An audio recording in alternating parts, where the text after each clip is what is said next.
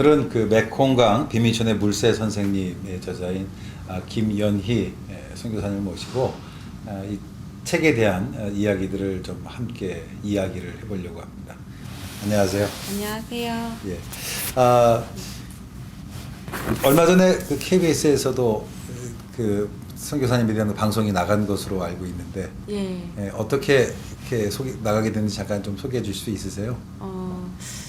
그 KBS에서는 메콩강에 관한 것들을 촬영하고 싶으셨는데 인터넷 검색하시던 가운데 메콩강 제 책이 발견하게 되셔서 또 이렇게 방송에도 나오게 됐어요. 그래서 네. KBS 사랑 싣고 세계로란 프로에서 방송이 됐습니다. 아, 그렇군요. 사실 선교사님 책이 일종의 간증문인데, 예. 일반 그 공중파 방송에서 보고 소개하기가 쉽진 않았을 것 같은데, 네. 아마 그 책에서 읽는 내용들이 예. 아마 사람들이 좀 잔잔한 감동이 있지 않을까 싶어서 예. 그런 생각이 듭니다. 그럼 간단하게 예. 캄보디아는 어떻게 가게 됐는지 한번 좀 말씀해 주실 수 있으실지 모르겠어요. 예, 저는 캄보디아에 2004년도 때 처음으로 가게 됐어요. 근데 캄보디아 제가 가서 느꼈던 것은 제가 이전에는 항상 제 자신이 너무 불쌍하다고 생각한 적이 많았거든요. 그래서 삶에 대해서도 불평이 많았었는데 캄보디아 가게 돼서 그런 것들이 너무 잘못했던 것이구나. 하나님께서 저를 너무 사랑하시고 많은 것들을 제게 주셨었는데 그런 것들을 내가 몰랐구나. 그리고 또 캄보디아 학생들이 벌거벗은 채 막 달려오는 그 모습을 보면서 교회에 나와서 아무것도 가진 것은 없지만 소망을 잃지 않고 예수님을 찬양하는 그 모습에 너무 감동을 많이 받았어요. 그래서 항상 뭔가 하나님께 드리겠다 이렇게 고백하며 기도를 했는데 제 인생에 있어서 제 가장 하나님께 드릴 수 있는 젊음을 드리고 싶었어요. 제가 만약에 물질이 있다면 하나님께 물질의 11조를 드리겠지만 제가 가진 것이 아무것도 없기 때문에 그렇다고 특별한 달란트도 있는 것이 아니었기 때문에 제 인생에 있어서 드릴 수 있는 거 제 젊음의 11조를 드리고 싶어서 대학교 졸업하고 캄보디아로 가게 되었어요. 아, 그렇군요. 예. 그러면 캄보디아에서 어떤 사역들을 하시는지 좀 구체적으로 설명해 주실 수 있겠습니까? 예, 처음에는 제가 정말 가르쳐 주겠다 갔는데 가르쳐 줄 게 하나도 없는 거예요. 제가 가장 잘할 수 있었던 것은 한국어밖에 없었어요.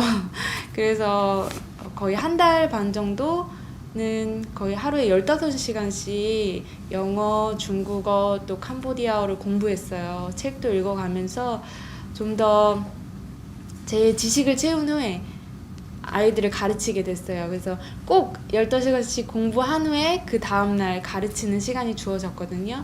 그래서 날마다 그렇게 공부하면서 가르치고 하다 보니까 캄보디아 학생들 또 보살피고, 특별히 저희 학생들은 날마다 그 학교에 가지 못하는 학생들이 있기 때문에 생활이 어려워서. 예. 정말 그 가정 형편상 가지 못하는 학생들이 굉장히 많아요.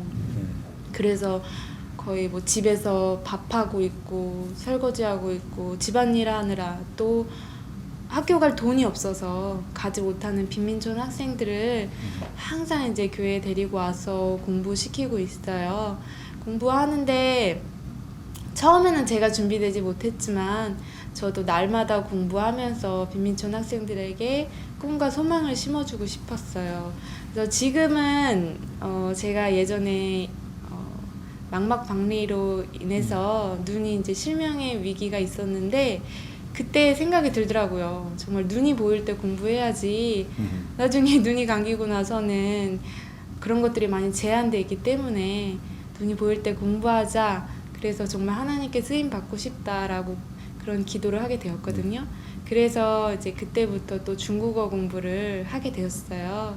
그래서 지금은 중국어 사역도 하고 있고 또 중국어로 설교도 하고. 예, 그래서 캄보디아 학생들에게 알고 봤더니 저희가 중국 화교촌이었던 거예요. 아, 지금 사역하시는 곳이? 예, 중국 사람들이 많이 살고 있는 거예요. 예. 그래서 하나님께서는 제가 가진 것도 없고 또 제 몸도 많이 아팠지만 하나님께서는 이렇게 사용해 주시는구나.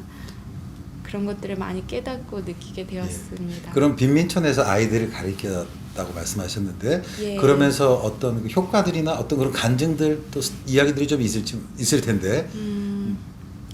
저희 빈민촌 학생들이 특별히 제가 깜짝 놀랐던 게 제가 5년 동안 지금 살고 있는데요. 저는 5년 정도 됐으니까 빈민촌 학생들의 그 가난을 내가 알 수 있을 거라고 생각했는데 그게 아니더라고요. 학생들이 이제 부모님이 이렇게 많이 보살펴 주지 못해요. 그 하루 먹고 사는 것에 걱정하시느라 그런 것들을 생각하지 못 하시는데 아프면 병원에 갈 병원비가 없는 거예요. 그러니까 교회로 와서 항상 교회로 와서 아파도 누워있고 아파도 공부하려 하고 아파도 기도하려고 하더라고요. 그 이유가 집에서는 아무도 보살펴 줄 사람이 없는데 교회 오면 제가 그래도 약이라도 또 주게 되고 또 교회 친구들이 언니 오빠들이 기도해 주니까 그래서 날마다 오더라고요. 근데 한 번은 어떤 학생이 이렇게 이 목 부분에 다 땀띠처럼 되어 있더라고요. 근데 알고 봤더니 그 머리에 있는 이들이 이 머릿속이며 이 목을 다 이렇게 물은 거예요. 그래서 막 고름이 터져 나오고 그래서 너무 충격을 받았어요. 이렇게 보살핌이 너무나도 중요한데 이 사람들 내가 더 많이 보살펴줘야 되겠다 이런 생각을 더 많이 하게 됐고요.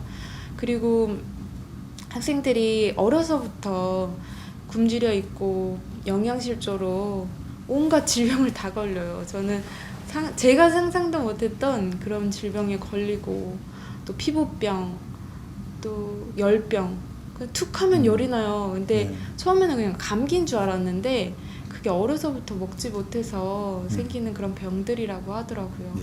그래서 참 항상 마음이 아파서 제가 지금 도울 수 있을 때 정말 제가 할 수 있는 모든 것들을 빈민촌 학생들에게 해주고 싶어요.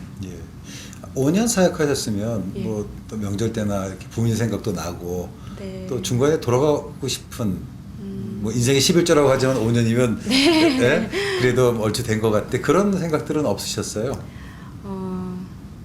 처음 1년은 몰랐어요. 그 부모님 생각도 안 나고 제가 너무 바쁘니까 공부하느라 공부하고 학생들 보살피고 제가 배우는 것들이 너무 많았는데 이제 제가 결핵도 걸리고 숨을 쉴 수가 없더라고요. 아침에 일어나는데 숨을 못 쉬니까 막 정말 하늘이 노랗게 보이고 그 다음 날 그 잠자기 전에 두려운 거예요. 내일 아침에는 숨을 쉬면서 편하게 일어날 수 있을까? 이런 생각이 드니까 굉장히 이제 부모님도 보고 싶어지고 특별히 저희 아버지가 이제 부도나셨다는 소식 듣고는 너무 죄송하더라고요. 저는 제가 빈민촌 학생들 돕겠다 왔지만 제가 부모님 더 도와드려야 되는 거 아닌가 이런 갈등을 되게 많이 했었어요. 그렇죠. 내가 이렇게 아프고 한데 한국으로 당연히 가야 되는 건 아닌가, 이게 하나님 뜻인 건가 이렇게 많이 생각도 하고 갈등도 했지만 오히려 그때마다 하나님께서 저희 빈민촌 학생들의 기도를 통해서 또 그 사랑을 통해서 제가 다시 회복되고 다시 그 땅에서 사역할 수 있게 된 것 같아요. 그러면 이제 혹시 독자들을 위해서 또 이 책을 통해서 정말 사람들에게 하고 싶은 이야기를 뭐 간단하게 정리해 주신다면 어떻게 정리해 주실 수 있을까요? 저는 이 책 통해서 솔직히 정말 제 소박한 얘기거든요. 제가 특별한 것이 없잖아요. 달란트나 지식이나 그런 것은 없지만 하나님께서 제게 아픔을 통해서 이겨낼 수 있는 그런 극복의 시간을 통해서 하나님께서 그 주시는 것들을 통해서 이겨냈다고 당당하게 고백하고 간증할 수 있기 때문에 아픔이 있으신 분들 또 꿈과 소망을 잃고 살아가시는 분들에게 도전이 되었으면 좋겠고 또 저희 캄보디아 빈민촌 학생들 아이들과 청년들 또 어머니들 제 인생에 있어서는 정말 가족 같은 분이거든요. 그분들의 이야기지만 그분들의 어렵고 힘든 그런 삶을 통해서 하나님께서는 너무나도 더 기뻐하신다는 것들을 많은 분들에게 알려주고 싶었습니다. 네. 예. 이렇게 나와서 말씀해 주셔서 너무 감사합니다. 예, 감사합니다. 예, 오늘은 그 메콩강 비밀천의 물새 선생님의 저자 김연희 선교사님하고 함께 이야기를 해봤습니다. 감사합니다.